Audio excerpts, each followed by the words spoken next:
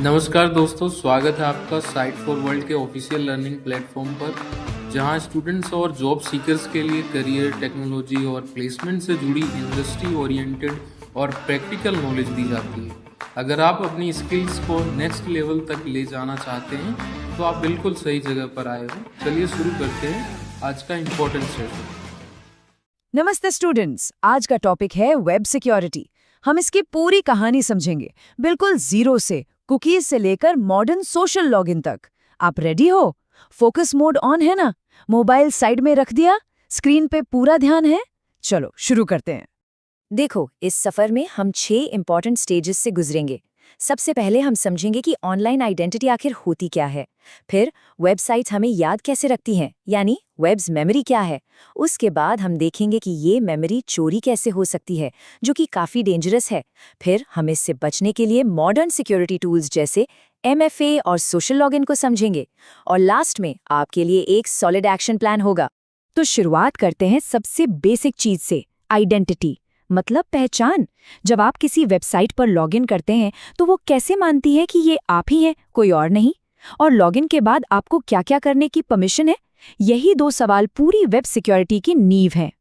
तो पूरी web security बस इन 2 सिंपल से सवालों पर टिकी है। आप कौन हैं, यानी हु आर यू, और दूसरा आप क्या कर सकते हैं, यानी व्हाट कैन यू डू। पहला सवाल आपकी पहचान प्रूव करता है और दूसरा आपके राइट्स डिफाइन करता है। ठीक है, समझ आ रहा है? अब इन दोनों टेक्निकल टर्म्स को समझो। ऑथेंटिकेशन का मतलब है आइडेंटिटी वेरीफाई करना। ये हु आर यू का जवाब देता है, जैसे आपका पासवर्ड या OTP। और ऑथराइजेशन का मतलब है आइडेंटिटी वेरीफाई होने के बाद आपको क्या-क्या एक्सेस मिलेगा। ये व्हाट कैन यू डू का जवाब है।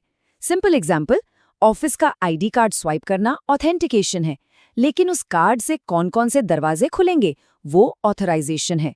लॉजिक समझ आया या सिर्फ देख रहे हो?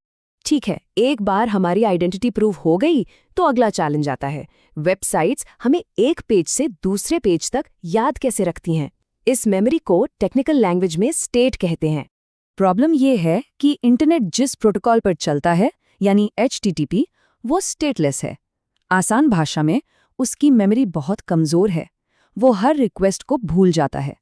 सर्वर के लिए आपका हर क्लिक एक नया यूजर है। अगर ऐसा होता तो आपका ऑनलाइन शॉपिंग कार्ट हर पेज पे खाली हो जाता। कितना फ्रस्ट्रेटिंग होता। सोचो, फोकस बनाओ। इस प्रॉब्लम का सल्यूशन है कुकीज। कुकी एक छोटा सा डेटा का टुकड़ा है जो सर्वर आपके ब्राउजर में स्टोर कर देता है। इस कुकी के अंदर एक यूनिक सेशन आईडी होता है, जिससे सर्वर आपको पहचानता है और याद रखता है। बेसिकली कुकीज ही वेब को उसकी मेमोरी देती हैं। लेकिन यहाँ कहानी में एक विलन की एंट्री होती है।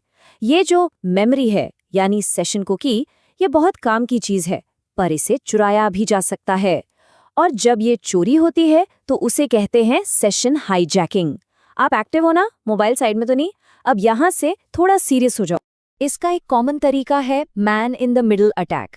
इसे ऐसे समझो कि एक अटैकर आपके और इंटरनेट राउटर के बीच में बैठ जाता है। अब आपका सारा डेटा, सारी इन्फॉर्मेशन उस अटैकर से होकर गुजरती है और आपको पता भी नहीं चलता। अब देखते हैं प्रैक्टिकली ये कैसे करते हैं। ध्यान से देखना, स्टेप बाय स्टेप कर रहा हूं। इसके 4 मेन स्टेप्स हैं। पहला, टारगेट को आइडेंटिफाई करो। दूसरा, नेटवर्क को धोखा दो कि तुम ही राउटर हो। तीसरा, उसके डेटा ट्रैफिक को एनालाइज करके कुकी निकालो। और चौथा, उस कुकी को यूज करके उसका सेशन हाईजैक कर लो। पहला स्टेप, टारगेट को ढूंढना। यहाँ देखो, इटरकैप जैसी टूल से अटैकर नेटवर्क को स्कैन करता है। इस स्क्रीन पर उसने राउटर और हमारे टारगेट मशीन दोनों को आइडेंटिफाई कर लिया है। अब निशाना सेट हो चुका है। आप साथ में ट्राई कर रहे हो? नहीं कर रहे? वीडियो पॉज करो और इस टूल के बारे में सर्च करो। सिर्फ देखने से याद नहीं रहेगा। और यह है अटैक का क्लाइमैक्स। जब विक्टिम का डेटा अटैकर के पास से जा रहा है तो वायरशार्क जैसे टूल से उस डेटा को खोला जा सकता है। स्क्रीन पर देखो, इस हाइलाइटेड हिस्से में हमें विक्टिम की सेशन कुकी साफ साफ दिख रही है। यह वही डिजिटल चाबी है। अब अटैकर इस कुकी को अपने ब्राउजर में डालकर विक्टिम के अकाउंट में लॉगिन कर सकता है, बिना पासवर्ड के। इस स्टेप का पर्पस समझ आया? यही है सेशन हाईजैकिंग का असली खतरा। तो इससे बचे कैसे? इसका सबसे पावरफुल सॉल्यूशन है MFA, यानी मल्टी फैक्टर ऑथेंटिकेशन। आसान शब्दों में, अपने दरवाजे पर एक और एक्स्ट्रा ताला लगाना। MFA एक ऐसी सिक्योरिटी प्रोसेस है जिसमें लॉगिन करने के लिए आपको कम से कम 2 अलग-अलग तरीकों से अपनी आइडेंटिटी प्रूव करनी पड़ती है। इसका मतलब अगर अटैकर ने आपका पासवर्ड चुरा भी लिया, तब भी वो लॉगिन नहीं कर पाएगा क्योंकि उसके पास दूसरा फैक्टर नहीं होगा। MFA के 3 मेन टाइप्स होते हैं। पहला, नॉलेज, ऐसी चीज जो सिर्फ आप जानते हैं, जैसे पासवर्ड। दूसरा, पोजेशन, ऐसी चीज जो सिर्फ आपके पास है, जैसे आपका फोन। और तीसरा, इनहेरेंस, ऐसी चीज जो आप खुद हैं, जैसे आपका फिंगरप्रिंट या फेस स्कैन। जब इनमें से 2 को मिलाया जाता है, सिक्योरिटी बहुत स्ट्रांग हो जाती है। यहाँ देखो, अलग-अलग MFA मेथड्स के प्रोज एंड कॉन्स हैं। ऑथेंटिकेटर ऐप्स काफ़ी स्ट्रांग हैं। पुश नोटिफिकेशंस आसान है, पर उन पर MFA फटीग अटैक हो सकता है। और SMS OTP सबसे कॉमन है, पर सिम स्वैपिंग से कॉम्प्रोमाइज हो सकता है। तो हर मेथड में सिक्योरिटी और कन्वीनियंस का एक ट्रेड ऑफ है। एग्जाम्पल क्लियर था? अब एक सीरियस सवाल। अगर इंटरव्यू में आपसे पूछा गया कि MFA आज की सिक्योरिटी के लिए इतना क्रिटिकल क्यों है, तो क्या आप बता पाओगे? सोचो इस पर। इसका सिंपल जवाब है, पासवर्ड्स अकेले अब सिक्योर नहीं हैं, वो चोरी हो सकते हैं। MFA सिक्योरिटी की एक एक्स्ट्रा लेयर ऐड करता है जो पासवर्ड के चोरी होने पर भी आपके अकाउंट को बचाती है। रिजल्ट चाहिए या सिर्फ सर्टिफिकेट? इस कॉन्सेप्ट को आत्मा से समझो। लेकिन ये भी याद रखो, कोई भी सिस्टम 100% परफेक्ट नहीं होता। अटैकर्स अब MFA फटीग जैसी नई टेक्निक्स यूज कर रहे हैं। वो यूजर को लगातार इतने पुश नोटिफिकेशंस भेजते हैं कि वो परेशान होकर या गलती से अप्रूव कर देता है। इसीलिए सिक्योरिटी एक कांस्टेंट रेस है। तो इससे भी बेहतर और आसान तरीका क्या है? वो है सोशल लॉगिन। इस अप्रोच में हम ऑथेंटिकेशन की टेंशन खुद नहीं लेते, बल्कि किसी बड़े ट्रस्टेड प्लेटफॉर्म को दे देते हैं। ये बटन्स तो आपने जरूर देखे होंगे।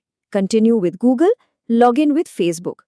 इसमें हम यूजर को खुद ऑथेंटिकेट करने की बजाय गूगल या फेसबुक जैसी कंपनीज पर ट्रस्ट करते हैं, क्योंकि उनके पास सिक्योरिटी के लिए हमसे कहीं ज्यादा रिसोर्सेज हैं। इसके पीछे जो टेक्नोलॉजी काम करती है उसे कहते हैं फेडरेटेड आइडेंटिटी। इसका सिंपल सा मतलब है, आपकी एक आइडेंटिटी, जैसे कि आपका गूगल अकाउंट, को अलग-अलग वेबसाइट से लिंक कर देना। इसका सबसे बड़ा फायदा, आपको हर वेबसाइट के लिए अलग-अलग पासवर्ड याद रखने की जरूरत नहीं पड़ती। चलो, हमने प्रॉब्लम भी समझ ली और सॉल्यूशंस भी देख लिए, पर अब इस नॉलेज का करना क्या है? अभी आप क्या करोगे? एक नॉर्मल इंटरनेट यूजर और एक डेवलपर के लिए एक्शन प्लान क्या होना चाहिए? ये है आपकी पर्सनल सिक्योरिटी चेकलिस्ट। इसको नोट किया? सबसे पहले जहां भी ऑप्शन मिले, MFA ऑन करो। दूसरा, हर अकाउंट के लिए अलग और लंबा पासवर्ड यूज करो। याद रखो, पासवर्ड लंबा होना ज्यादा इंपॉर्टेंट है कॉम्प्लेक्स होने से। और इन सबको मैनेज करने के लिए एक पासवर्ड मैनेजर यूज करो। प्रैक्टिस के बिना आगे बढ़ना सही है। ये चीजें आज से ही फॉलो करना शुरू करो। तो आज हमने क्या सीखा? हमने ऑथेंटिकेशन और ऑथराइजेशन का डिफरेंस समझा, वेब की मेमोरी यानी कुकीज को जाना, सेशन हाईजैकिंग का खतरा लाइव देखा और MFA और सोशल लॉगिन जैसे पावरफुल सॉल्यूशंस एक्सप्लोर किए। समझ आया? क्लियर है? अब आपका काम है प्रैक्टिस करना। अगर कोई भी डाउट है तो कमेंट सेक्शन में जरूर बताना। नेक्स्ट सेशन में हम एक नए टॉपिक के साथ मिलेंगे। All the best, keep learning. हमारे चैनल को सब्सक्राइब कीजिए और वीडियो को अपने दोस्तों के साथ शेयर जरूर कीजिए। कमेंट सेक्शन में अपना डाउट या नेक्स्ट टॉपिक लिखना मत भूलिएगा।